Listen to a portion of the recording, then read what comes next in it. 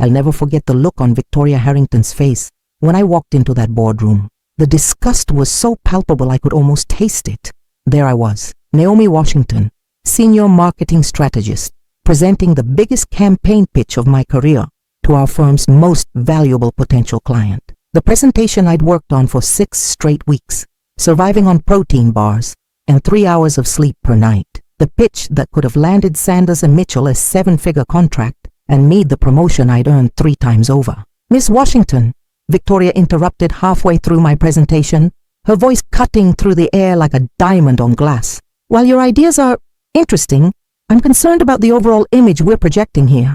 The room went silent. 12 faces turned toward me, including our CEO, William Sanders, who furrowed his brow. "I'm not following," I said, maintaining my composure, though my heart had begun to race. Victoria gestured vaguely toward my head. "Your appearance. It's rather distracting, wouldn't you say? In the corporate world, we value professionalism above all. Perhaps a more contained look would better represent our brands." The blood rushed to my face as I realized she was talking about my hair. My natural 4C textured hair that I'd finally, after years of chemical straightening and damage, allowed to grow into its full, beautiful glory. "My hair is professional," I said firmly, the words barely making it past the lump in my throat. "That's a matter of opinion," Victoria smiled thinly. "But I believe Mr. Sanders would agree with me that certain standards must be maintained." I looked to William, my boss of 5 years, the man who'd recruited me from graduate school, promising that Sanders and Mitchell valued diversity and innovation. He wouldn't meet my eyes. "Naomi," he said quietly, "maybe we should take a short break. You can adjust, and we'll reconvene in 15 minutes. "Adjust?" The word hung in the air. "There's a salon in the building," Victoria offered helpfully. "I'm sure they could do something quick to tidy you up." The silence in the room was suffocating. My colleagues, people I'd worked alongside for years, stared at their notepads or their phones. No one spoke up. No one objected to this humiliation. "I see," I said, gathering my materials with trembling hands. "If you'll excuse me." I walked out with my head high, though inside I was crumbling.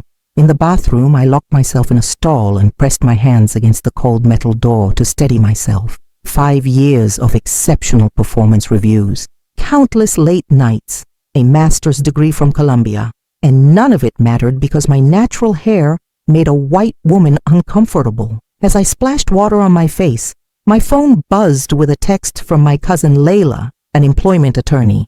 "How's the big pitch going? Knock 'em dead."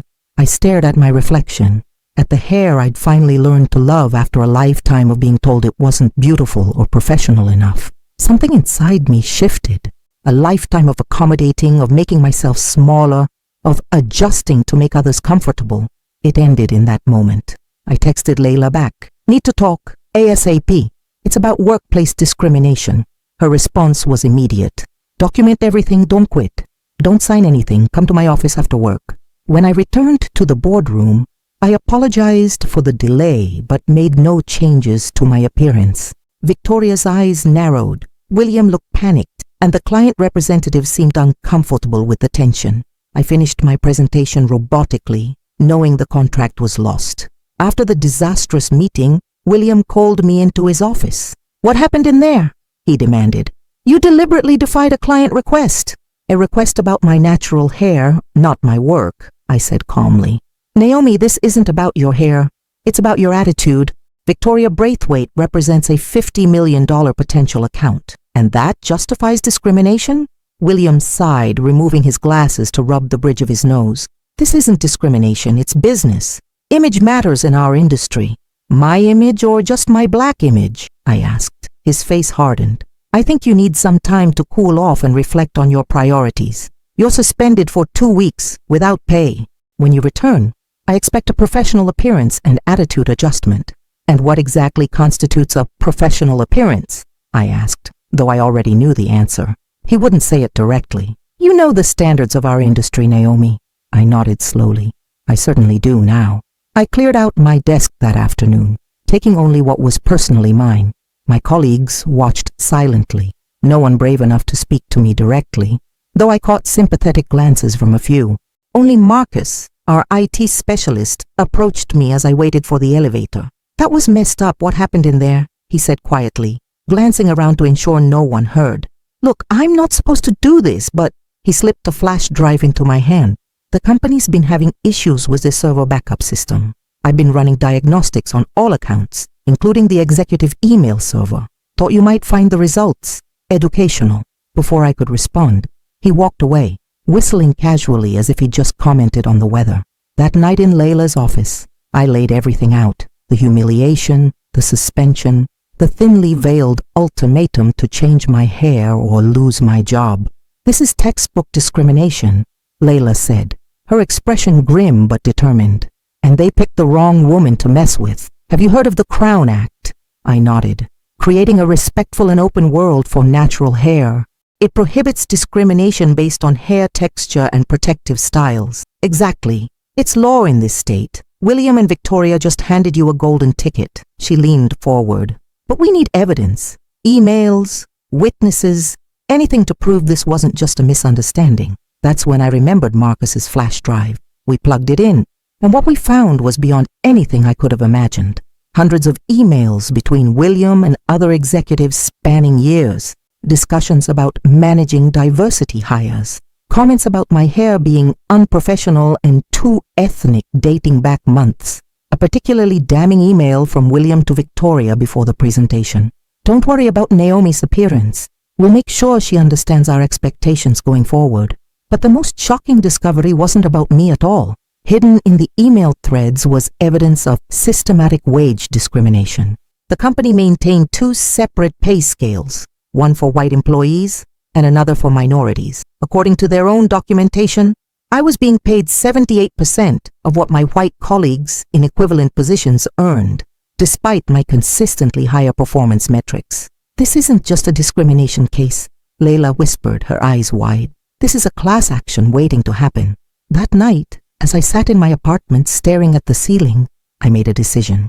This wouldn't be just about me getting justice. This would be about changing a system, about making sure no one else would have to adjust to accommodate prejudice. I contacted former colleagues who had left the company under suspicious circumstances. Janet, who'd been passed over for promotion 6 times despite glowing reviews.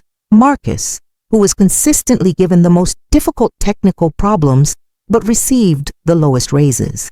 Darius, who was fired for performance issues 2 weeks after he complained about racist jokes in the office. Each had a story, each had evidence, and together we had a case. The next morning, rather than adjusting my appearance as William had suggested, I walked into Sanders and Mitchell's offices with my hair in its full natural glory, accompanied by Layla and another attorney from her firm. The receptionist's eyes widened as we approached. I have an appointment with William Sanders, I said calmly. He's in a meeting, she stammered. I think he'll want to see me, I insisted. Tell him Naomi Washington is here with her legal representation regarding violations of the Crown Act and evidence of systematic wage discrimination. Within minutes, we were ushered into the conference room where William sat with the company's legal counsel, his face ashen. What is the meaning of this, Naomi? He demanded. Layla stepped forward. Mr. Sanders, my name is Layla Johnson. I represent Miss Washington in her discrimination case against Sanders and Mitchell. We have evidence of clear violations of the Crown Act, as well as systematic wage discrimination based on race and gender. This is ridiculous, William scoffed, but I could see the fear behind his eyes. Naomi was suspended for insubordination not because of her hair. I placed a folder on the table and slid it toward him. These are copies of emails between you and other executives discussing my unprofessional and too ethnic appearance. There's also documentation of the separate pay scales your company maintains based on race. The color drained from William's face as he flipped through the pages. The company lawyer looked increasingly alarmed. Where did you get these? William whispered. Let's just say your IT security could use some improvement, I replied. We have much more, including testimonies from 17 former employees who experienced similar discrimination. The company lawyer leaned over to whisper something in William's ear. His shoulders slumped. What do you want? He asked finally. Justice, I said simply.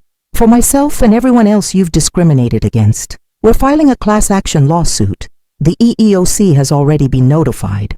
That afternoon, news of the impending lawsuit against one of the city's most prestigious marketing firms spread like wildfire. By evening, it had reached Victoria Braithwaite, who immediately called William in a panic. I know this because Marcus, who was still monitoring the executive communications, forwarded me the transcript of their conversation. "Fix this, William," Victoria had demanded. "I cannot be associated with a discrimination scandal. We're working on a settlement," William had assured her. "Not good enough. I want that woman gone and this buried, or Braithwaite Enterprises pulls all business immediately." What Victoria didn't realize was that her ultimatum, now documented, only strengthened our case. The next day, Sanders and Mitchell's attorney contacted Layla with a settlement offer, $300,000 in exchange for my silence and resignation. I declined. "This isn't about money," I told Layla. "This is about changing a system." By the end of the week, 3 more former employees had joined our lawsuit, each with their own stories of discrimination. The evidence was mounting and Sanders and Mitchell was getting desperate. That's when things took an unexpected turn. I received an anonymous email with a single attachment, a video of Victoria Braithwaite speaking at a private industry event 6 months earlier. In it, she explicitly stated her company's hiring practices, which included avoiding candidates who didn't fit a certain traditional professional image, her euphemism for discriminating based on race. The sender identified themselves only as a friend who believes in justice, with a postscript, "Check your mailbox." In my mailbox was a key to a storage unit. Inside that unit were boxes of documents, internal memos, emails, personnel files, all showing that Braithwaite Enterprises had a long history of discrimination that went far beyond what had happened to me. I immediately took everything to Layla, who was stunned by the breadth of evidence. "This changes everything," she said. "This isn't just about Sanders and Mitchell anymore. Braithwaite Enterprises is 10 times their size, with offices in 12 states. If we can prove systematic discrimination there, we can force industry-wide change," I finished. We expanded our lawsuit to include Braithwaite Enterprises, and the story exploded. National news outlets picked it up. Chronic Justice started trending on social media. Former employees of both companies came forward with their stories. William, panicking as his company's stock plummeted, called me directly. "What will it take to end this, Naomi?" he pleaded. "Name your price." "It's not about price," I told him. "It's about policy. I want both companies to implement comprehensive anti-discrimination training. I want transparent pay scales. I want a diversity and inclusion officer with actual power. And I want a public apology." "Victoria will never agree to that," he said. "Then Victoria will watch her company's reputation and stock value continue to fall." 3 days later, Victoria herself reached out through her attorneys, requesting a private meeting. Against Layla's advice, I agreed, on the condition that our conversation be recorded. We met at a neutral location, a conference room in her attorney's office building. Victoria looked nothing like the imperious woman who had humiliated me. Her perfectly coiffed blonde hair was pulled back in a simple ponytail, and the dark circles under her eyes spoke of sleepless nights. "You've made your point," she said without preamble. "What will it take to end this crusade of yours?" "Justice," I replied. "Not just for me, but for everyone who's been discriminated against." "Don't be naive," she snapped. "This is business. Everything has a price, including dignity, including equality." Victoria leaned forward. "Let me be clear. You're attacking institutions that have stood for decades. We employ thousands of people. If this continues, jobs will be lost. Jobs are already being lost," I countered. "Talented people who are pushed out because they don't fit your narrow definition of professional. How many innovations, how much growth have you sacrificed on the altar of your prejudice?" Something shifted in her expression. Not remorse, exactly, but perhaps the first glimmer of understanding. "What specifically do you want?" she asked. I slid a document across the table, a comprehensive plan for reform that Layla and I had drafted with input from HR experts and diversity consultants. "This is going to cost millions," Victoria said after scanning it. "Discrimination has already cost you more," I replied. 2 days later, Braithwaite Enterprises issued a press release announcing a comprehensive review of their hiring and promotion practices, as well as the creation of a diversity and inclusion department. They didn't mention our lawsuit directly, but everyone knew the reason. Sanders and Mitchell, following their biggest client's lead, made a similar announcement. William called me personally to inform me that my suspension had been lifted and to offer me a promotion to Chief Diversity Officer. with a substantial raise. I declined, because during those weeks of building our case, an idea had taken root in my mind. The evidence we'd gathered had revealed a massive untapped market. Companies desperately needed help navigating the changing landscape of workplace diversity and inclusion. They needed someone who understood both the legal requirements and the human element. Using my savings and a small loan from my parents, I founded Washington Consulting Group, specializing in corporate diversity and inclusion training, with a focus on challenging and changing traditional notions of professionalism that perpetuated discrimination. I hired Marcus as my head of IT security. Janet became my operations director. And Darius, with his law degree that Sanders and Mitchell had never valued, became our legal compliance officer. Our first potential client meeting was with a mid-sized tech firm that had recently faced its own discrimination scandal. As I walked into their boardroom, hair in its natural glory, wearing a vibrant yellow blazer that would have given William a heart attack, I saw the executives exchange glances. "Before we begin," I said, "I want to be clear about who I am and what my company stands for. We believe that professionalism isn't about conforming to outdated standards rooted in prejudice. It's about excellence, innovation, and respect. If that aligns with your vision, we'll have a productive relationship." The CEO smiled. "That's exactly why we called you, Miss Washington. We don't want to just avoid lawsuits. We want to build a company where everyone can bring their whole selves to work." We signed our first contract that day. 3 months later, as Washington Consulting Group continued to grow, attracting clients who genuinely wanted to change rather than just manage their liability, I received an unexpected visitor at our new offices. Victoria Braithwaite stood in our reception area, looking uncomfortable but determined. "Do you have a moment?" she asked. In my office, she got straight to the point. "Your lawsuit cost Braithwaite Enterprises $27 million in settlements and lost business." "I'm aware," I said calmly. "It also cost me my position as CEO." The board felt new leadership was needed to repair our image. I hadn't known that part, but I wasn't surprised. "I'm sorry about your position, but not about challenging discriminatory practices." Victoria nodded slowly. "That's fair, and that's actually why I'm here." She reached into her bag and pulled out a flash drive. "This contains evidence of similar practices at 3 other major firms in the industry. I've been awakened to how pervasive these issues are." I stared at her, stunned. "Why are you giving this to me?"